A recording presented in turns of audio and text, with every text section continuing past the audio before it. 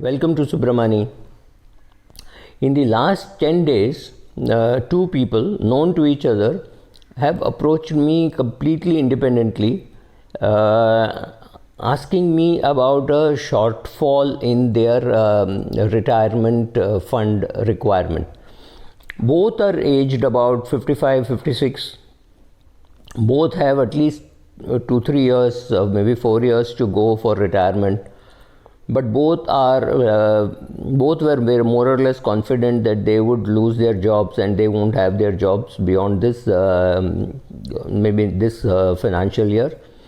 And the company has already hinted to them we are somewhere in October, so by March they are likely to be terminated and their retirement has been preponed by 4 or 5 years. So both of them were worried about the amount of money which they have, saying this money won't be sufficient. What I liked was the difference in attitude. So one person came to me and said, I think I'm going to be short of money. I'm nowhere near the figure of 30 times my annual expenses. And I think my children have to look after me. I think my children will look after me. His typical words were, एक को doctor बनाया, एक को engineer बनाया, it is time, repayment time, so I think they have to look after me. The other person came to me and said, look, I'm short of money. I have children who are doing likely to do well. They've done well, reasonably well academically. But I don't want to put any pressure on them to look after me, at least not financially. So find me a solution. What can I do? Both of them are technically qualified people. Both of them are perfectly capable of getting jobs elsewhere now at a lesser salary. So, okay, let me come out with the solution which I gave them. So one guy was, more or less resigned to the fact that his children will look after him. The other guy wanted a solution. So the solution that I suggested to both of them were not big bang. I did not say, oh, just buy this particular share and it will double, triple, and it will make sure that you meet your retirement goal. So I said various things can be done. So let us first of all start looking for a job. So he said both are earning very well. Both were in the income region of 70-80 lakhs. So both said itna salary nahi milega. So my logic was, I said don't look for a job, look for assignments. And look for assignments which will put enough money on the table that you don't have to touch your corpus till you're 65. And both agreed that that was possible because both were earning very well and living reasonably frugal lives. Like both were earning, let's say, 75 lakhs and both were spending about 10 lakhs per year. So that was not really too much of money that they were spending. So if instead of a 75 lakh rupee job, if you got a 45 lakh rupee job or a 50 lakh rupee job, you still earn enough not to touch your retirement corpus before you're 65, which is itself good because next 3-4 years, 5 years, maybe you don't contribute too much to it, but at least first you cover your costs. Secondly, when your salary drops from 75 lakhs to 45 lakhs, remember taxation also drops. And thirdly, if it is in the form of an assignment, then obviously certain expenses can be claimed, whereas if it is a salary on full 45 lakhs, you pay tax, except for your ATC and things like that. Here some more expenses like your telephone expenses, car expenses, petrol expenses and all can be charged off. So therefore you effectively pay slightly lesser tax also. So these were the benefits. So I said look for a job which will take you through till 65, maybe till 68 if possible, and you earn enough to meet your expenses and contribute, which means so what all are the solutions? The solutions are simple. Solutions are, first, cut down on your standard of living. Try to reduce from 10 lakhs to 9 lakhs. For whatever it is worth, try cutting down on your expenses. You don't need 3 cars, you don't need 2 cars.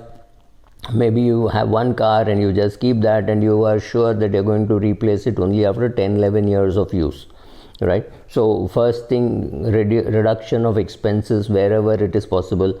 I said no foreign vacations, definitely. Even Indian vacations, try to keep it as simple as possible because The vacation quality does not depend on the money spent. So right, so big expenses for them was vacation. So I said keep that down, and then try looking for a job which will take you till 65. So cutting down expenses, spending sensibly, trying to earn for a longer period, and then rejigging the investments. The investments were all over the place, so I consolidated. I dramatically said, get this, get rid of this, he got his advisor also. So I said, get rid of this, and simplified his portfolio.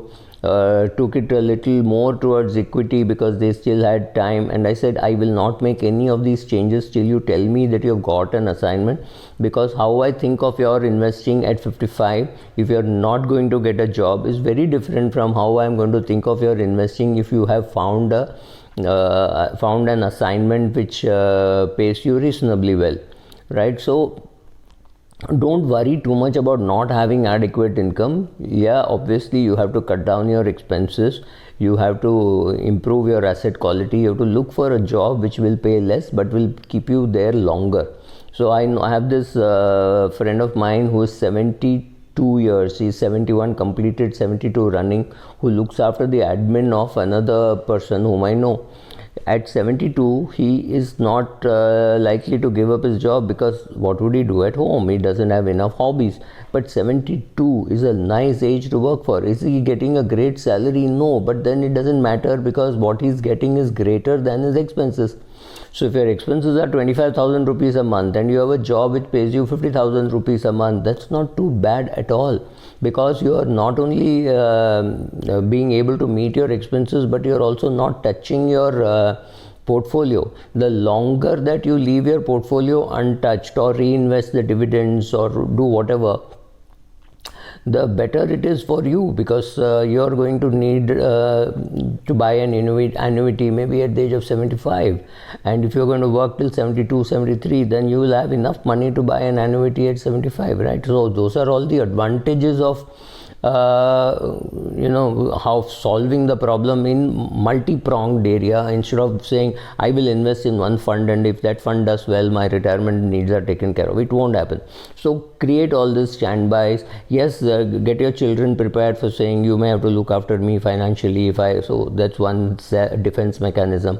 Reduce your expenses, reallocate your assets, make sure that your cost of investing comes down, make sure that your advisor understands and you're on the same page while achieving this. So a multi-pronged attack on your retirement, multi-pronged attack for your retirement handling, with lesser money than what we all financial planners tell you, that you need 30x your expenses. So if you have 20x your expenses or 25x your expenses, it's still possible that you do all these things and make sure that money which you kept for retirement lasts a little longer. For all you know, if you die early, you may not have to worry so much about all these things. But since we do not know, we prepare till the age of 95. So if you die at 92, maybe you don't have to worry too much. The problem is when you exceed 95, what is going to happen? That we will worry about it when we come to it, right? But right now, these few measures, taking small pointed measures, knowing specifically what you're going to achieve out of it, is much better than to say that, oh, this fund will do very well, I hope to catch up. It can't catch up. Sometimes it may catch up, but you cannot use that as a strategy. Hope is not a great strategy whether it comes to investing, life, or retirement. So do a combination of these things, and then retirement will take care of itself. Thank you.